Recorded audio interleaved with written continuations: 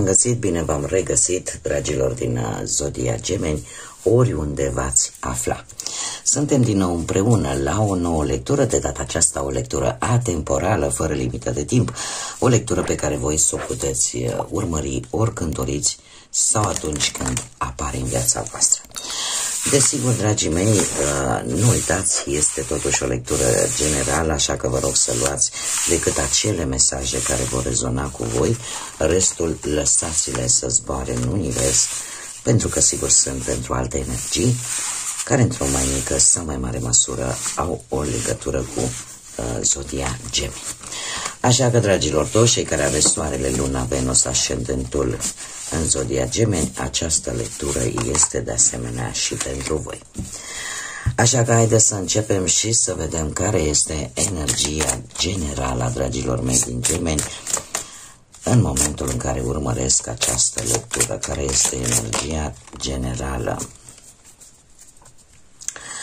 Se pare că energia voastră generală este una de a ghida, dar în același timp și de a căuta. Sunteți într-o perioadă în care procesați o experiență, în care încercați să o profundizați cât mai mult, o anumită situație, un anumit proiect, un anumit plan.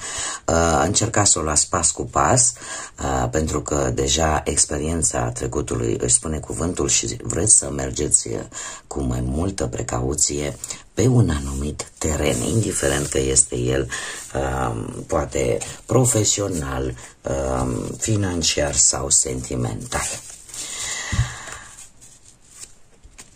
Sunteți poate și în căutare de informații, de asemenea. Sunteți curioși.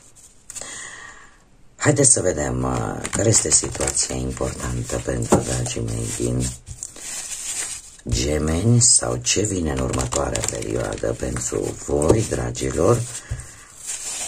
Din momentul în care voi urmăriți această lectură, ce vine pentru dragii mei din Gemeni?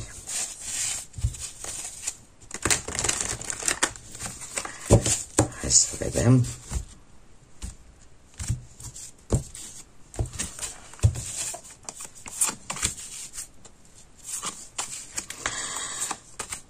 Da, deja două arcane majore.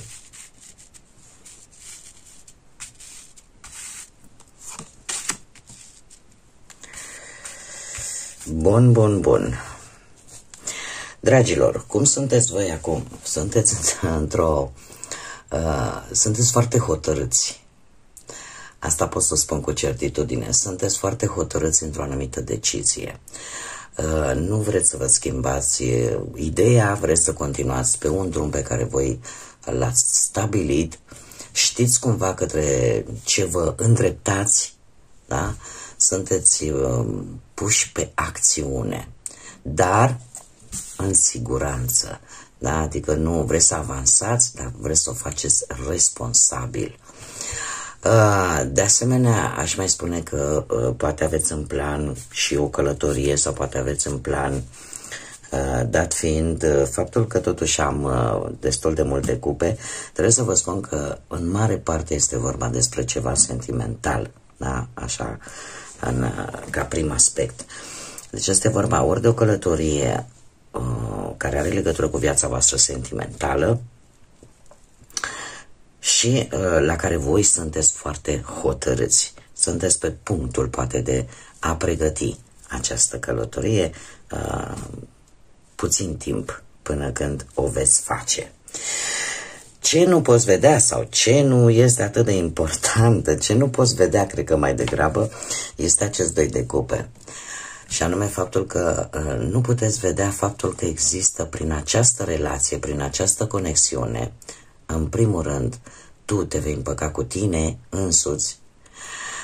Faptul că tu ai făcut o impresie tare bună și că această relație, această conexiune e ca o vindecare, e ca un pansament pentru sufletul, pentru inima ta.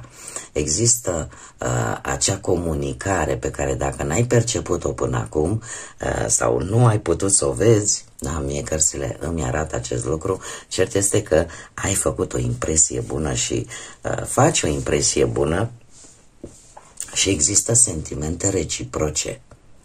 Da? Există sentimente reciproce. Este ceva... Chiar dacă mie nu-mi place să folosesc cuvinte mari, dar cred că este oarecum ceva predestinat, dat fiind cărțile care mie mi-apar aici. Chiar dacă voi sunteți precauți, de ce? Că știți cum e, când ești pățit, tot pățitul e priceput.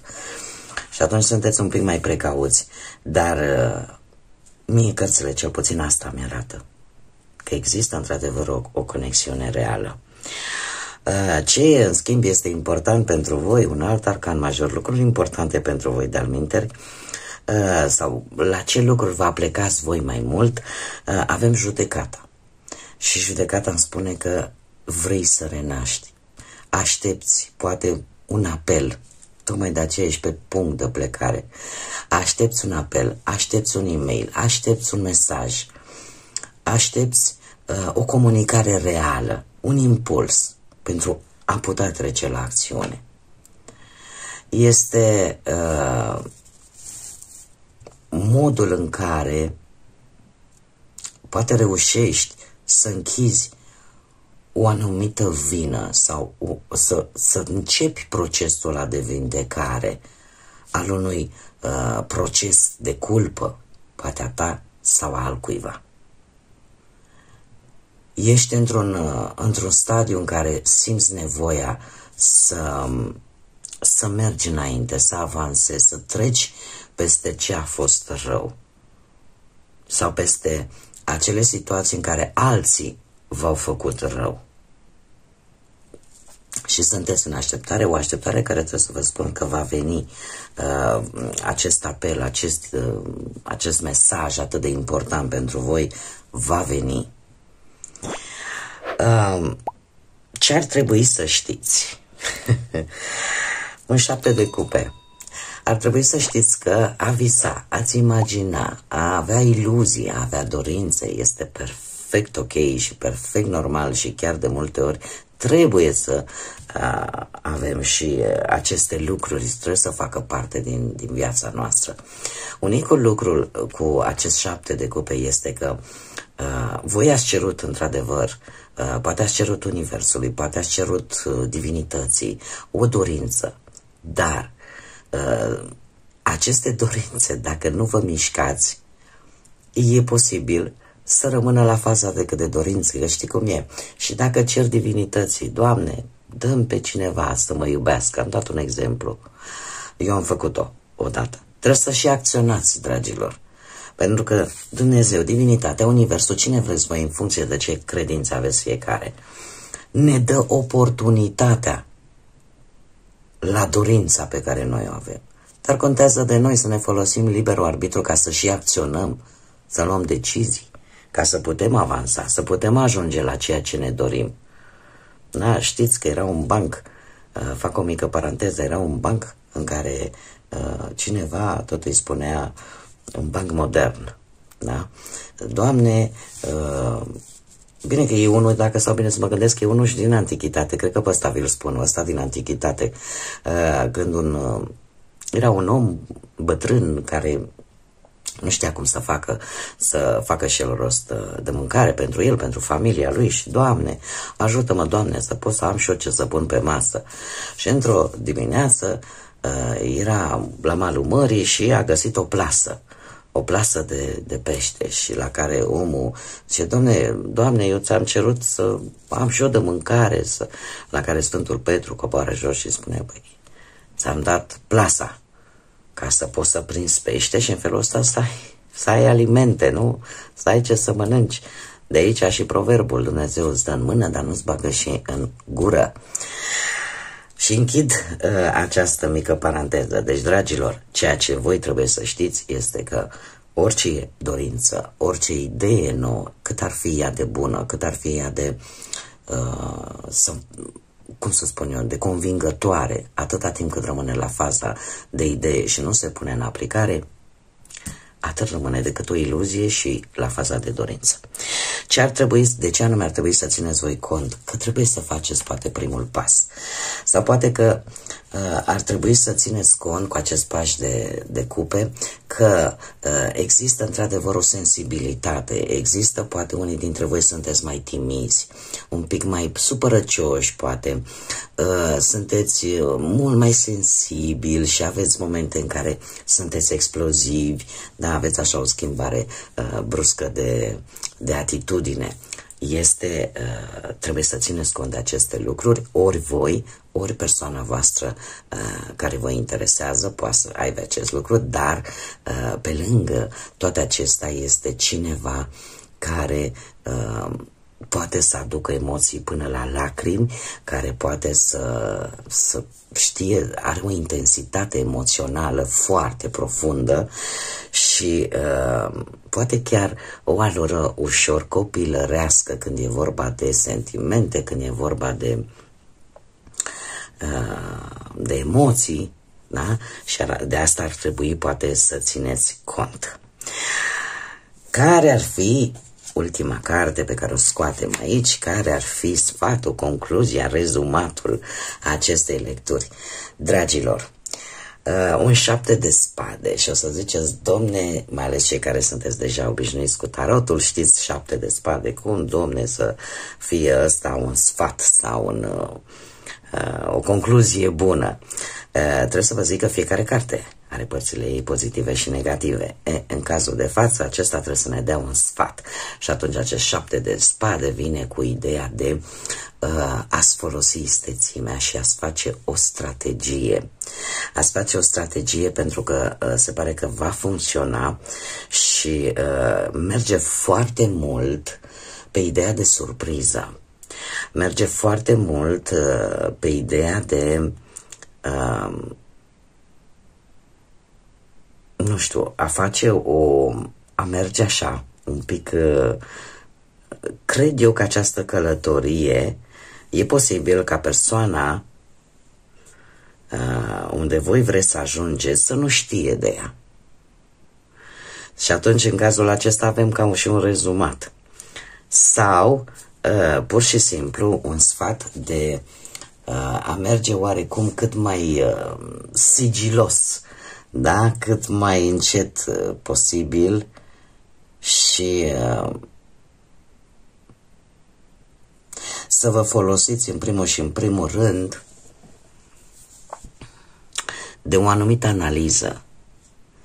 Să analizați lucrurile în așa fel încât într-un fel sau altul să nu fie o decizie proastă, o hotărâre proastă. Da? Așa că fiți analitici. Cam asta ar fi sfatul. Fiți analitici. Folosiți-vă istețimea, folosiți-vă o strategie. Asta poate pentru siguranța voastră. Da? Ca mai târziu să nu spuneți, dom'le, am luat o decizie proastă. Dar din câte văd eu și ce mi-arată mie cărțile, oricum, energia voastră este una foarte profundă mental, în care căutați informații. Haideți să vedem ce ne spun și îngerii, ce mesaj aveți pentru dragii mei din Gemeni. Un mesaj, te rog, pentru dragii mei din Gemeni.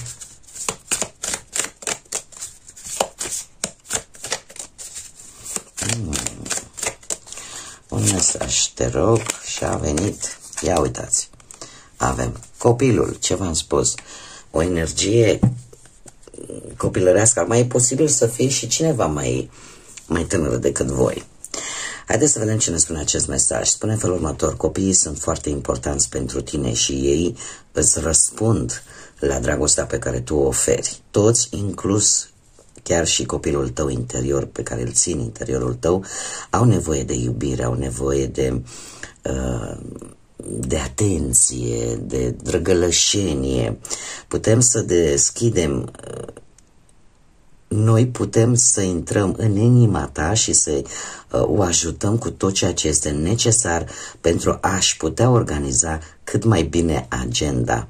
Și în felul acesta să-i dăm acea energie pentru a se dedica acelor copii care au nevoie. Este de fapt, o putem lua la modul propriu, Da, putem vorbi strict de acest lucru, de a ajuta poate pe cineva care este la nevoie și chiar să fie, mai ales în perioada care urmează, da? Și eu chiar îndemn acest lucru și eu îl fac și l-am făcut de-a lungul anilor și să știți că nu este stare mai înălțătoare ca atunci când poți să ajuți un copil la nevoie. Deci nu există. Este ceva ce nu se poate descrie în cuvinte. Deci putem vorbi strict de acest lucru, dar putem vorbi și de a avea grijă de copilul din voi, pentru că fiecare om, până când ne ducem cu cei drepți, până când ne cheamă Doamne, Doamne, avem un copil interior care în permanență are nevoie, din când în când cel puțin, de un pic de grijă, de un pic de atenție. Și atunci acest mesaj vine pe ideea că că îngerii, divinitatea, da, te poate ajuta să te redescoperi, să aduci acea energie bună și pentru acel copil interior care există în fiecare dintre noi. Cum de asemenea mai putem vorbi și de o altă variantă în care voi sunteți mult mai atașați de acele energii care au o atitudine copilărească, în care voi simțiți acea energie că trebuie să oferiți sprijin, că trebuie să ajutați. Și lucrul ăsta vă atrage și în același timp vă și dă o stare bună. Da? Acele persoane care, prin atitudinea lor, prin felul lor de a fi, prin caracterul lor, cumva vă atrag și e posibil, așa cum bine am văzut, această energie, într-adevăr, să fie una foarte schimbătoare, acum e bine și pe urmă se supără repede, dar la fel de repede și trece, da? Și care în permanență parcă are nevoie de, cum să spun eu, de sprijin. Dar să știți că nu este chiar așa, este cineva totuși care are o putere internă, doar că așa suntem construiți, diferit, da? Este mai sensibil emoțional, probabil, și lucrul ăsta este la suprafață. Bun, dragilor, cam atât am avut pentru voi. Eu vă mulțumesc pentru atenție, vă mulțumesc tuturor celor care sunteți atât de atașați de acest canal încât dați like-uri, distribuiți, lăsați comentarii frumoase, vă abonați. Eu vă mulțumesc din suflet tuturor și în continuare pentru cei care încă nu v-ați abonat, dacă ați rezonat, dacă v-a plăcut și dacă mai doriți să vedeți acest gen de lecturi, nu ezitați, abonați-vă, este gratuit și desigur activați clopoțelul, acela vă va trimite notificări atunci când eu fac publicații noi sau când intru live. Deocamdată n-am intrat live, sunt încă în pregătiri, mă obișnuiesc cu noi ochelari și când se va întâmpla, clopoțelul vă va anunța. Până data viitoare, când ne vom reîntâlni la o nouă lectură, eu vă doresc tot binele din lume, să aveți parte de tot ce vă doriți, de multă energie pozitivă și, desigur, să fiți iubiți, dragilor.